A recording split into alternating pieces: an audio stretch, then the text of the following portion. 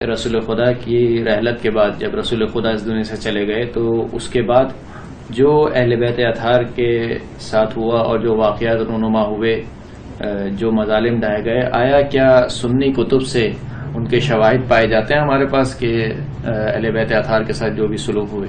جی بسم اللہ الرحمن الرحیم، بالکل جی، وہ شواہد صحیح و سند شواہد پائے جاتے ہیں کہ حضور نبی اکرم صلی اللہ علیہ وآلہ وسلم کا جب انتقال ہوا تو اس کے متصل ہی یعنی یہ حالات ناگوار اہل بیت پر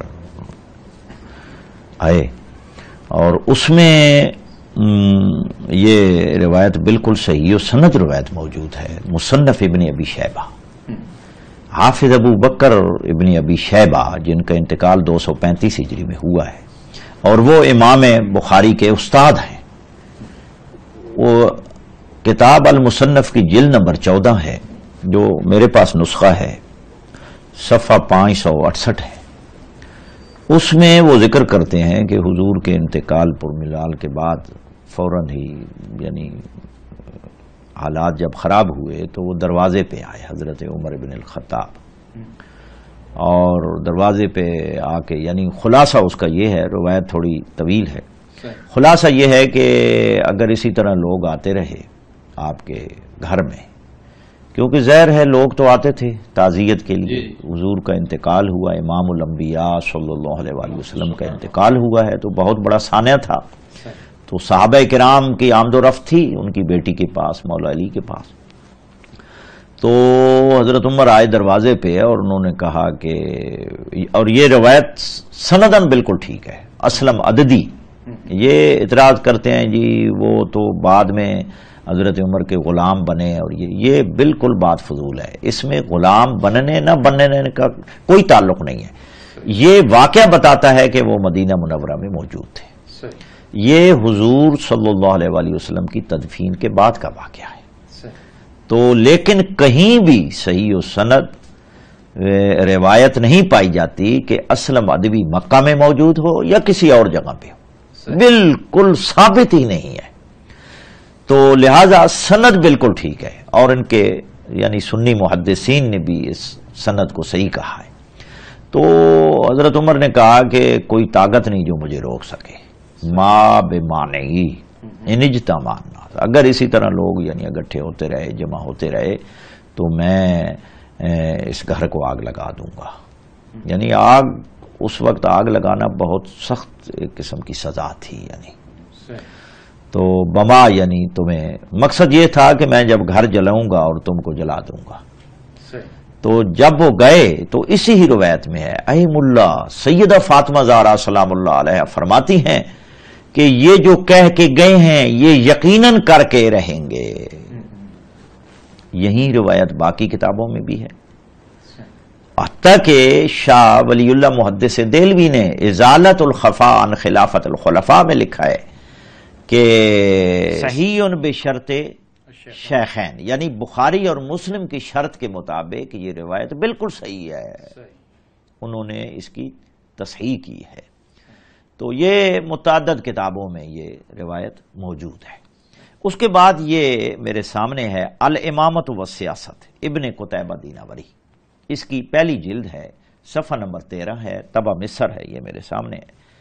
یہ لکھتے ہیں کہ ان ابا بکر رضی اللہ عنہ فقد قوما تخلفوا عن بایعته عند علی کرم اللہ وجہہ فبعث الیہم عمر فجاء فناداہم وہم فی دار علی، یعنی جب انہوں نے ایسی کچھ لوگوں کو نہ پایا کہ جنہوں نے ابو بکر کی جو بیعت نہیں کی تھی،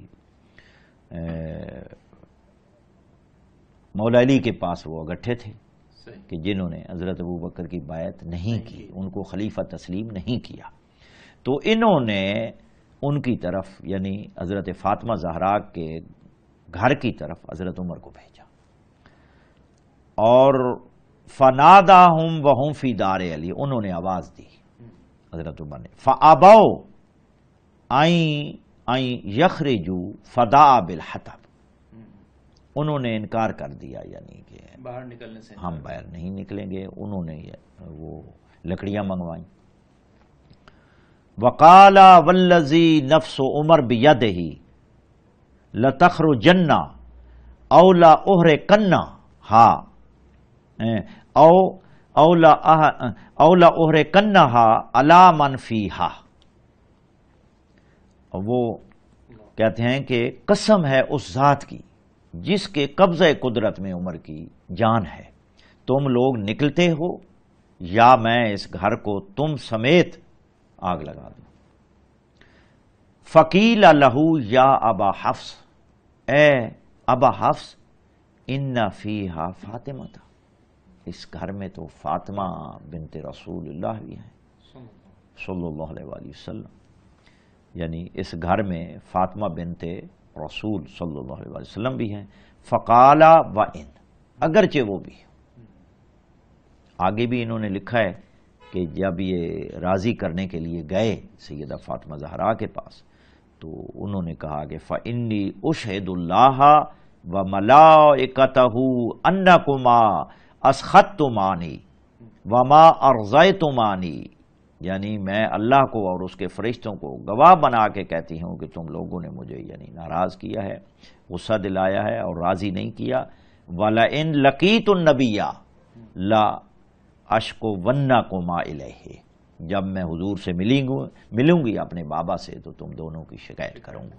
اور آگے انہوں نے یہ لفظ لکھے ہیں، یہ صفحہ نمبر 14 پہ ہے، پہلی جلد ہے، الامامۃ والسیاسہ، کہ واللہ لأدعون علیک بعد فی کل صلاۃ اصلیھا، کہ میں جو بھی نماز پڑھوں گی ہر نماز کے بعد بد یہ دعا. روایت صحیح سند ہے ان کے نزدیک. یعنی یہ روایت کیونکہ وہ واقعہ آ گئے وہ شاہد صحیح ہے تو لہذا یہ باتیں بھی صحیح ہو جائیں گی.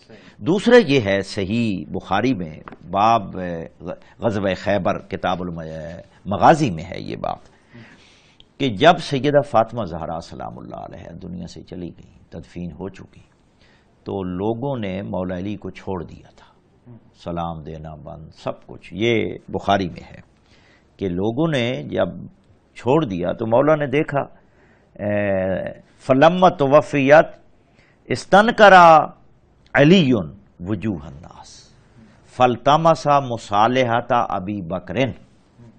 جب دیکھا کہ لوگوں کی توجہ، لوگ یعنی مجھے نہ سلام دیتے ہیں نہ ملتے ہیں، نہ لوگوں نے مجھے چھوڑ دیا ہے، تو حضرت ابو بکر کی طرف یعنی انہوں نے مصالحت کی پیشکش کی کہ مصالحت کرتے ہیں. یہ جو لفظ ہیں آگے یہ انہوں نے ویسے امام بخاری نے صحیح نہیں لکھا، مصالحتن تھی و مبایعتہ کے الفاظ جو ہیں نا وہ انہوں نے اضافہ کیا ہے، اصل یعنی مصالحت تھی. انہوں نے کہا یعنی مولا علی نے کہا کہ انہتنا ولا یہتنا احد معک، آپ نے اکیلے میری طرف آنا ہے، کسی اور کو نہیں لانا، اپنے ساتھ کسی اور کو نہ لانا. یہ اور سے مراد کون ہے؟ امام بخاری لکھتے ہیں کراہیتن لے یحضر عمر، یعنی ناپسند کرتے تھے کہ حضرت عمر میرے گھر میں آئیں.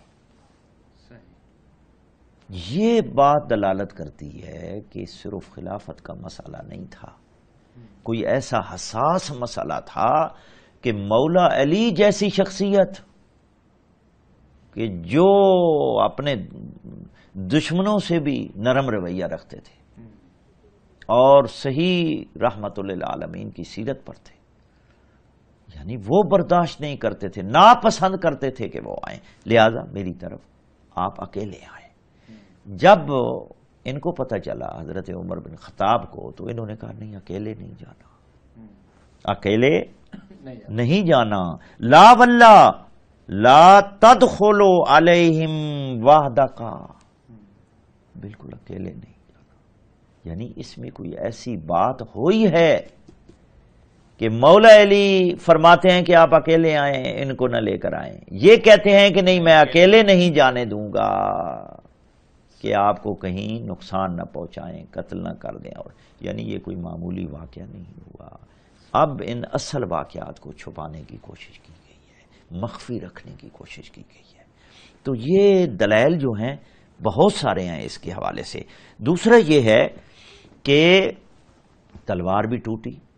محمد بن مسلمہ نے جناب زبیر کی تلوار توڑی ہے اور جناب زبیر مولا علی کے گھر میں تھے، لہذا وہاں ہاتھا پائی بھی ہوئی ہے. اور جو دروازے پہ بندے گئے حضرت عمر کے ساتھ جو بندے گئے تھے وہ کتاب السنہ احمد ابن حنبل میں ان کے چند کے نام بھی موجود ہیں اور اس کی سند ٹھیک ہے.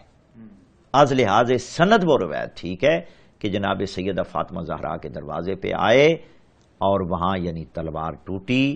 یہ البدایہ والنہایہ یہ میرے سامنے ہے. انہوں نے کہا اسنادہ جید کہ اس کی سند عمدہ ہے. حضرت زبیر کی تلوار محمد بن مسلمہ نے توڑی اور یہ روایت مستدرک میں بھی ہے، باقی کتابوں میں بھی ہے. اور یہ ابراہیم بن عبد الرحمن ابن عوف سے روایت ہے اور یہ روایت سند کے اعتبار سے ٹھیک ہے. لہذا ہاتھا پائی ہوئی ہے تو تلوار ٹوٹی ہے نا، ایسے اتنی تلوار توڑ دی گئی. اور پھر حضرت ابو بکر نے ممبر پہ جا کے معذرت کی ہے کہ بھائی میں کوئی خلافت کا حریص نہیں ہوں، میں یعنی معذرت کرتا ہوں. اصل اشارہ اسی واقعے کی طرف تھا. تو لہٰذا اس کے شاہد صحیح و سند سنی کتابوں میں موجود ہے.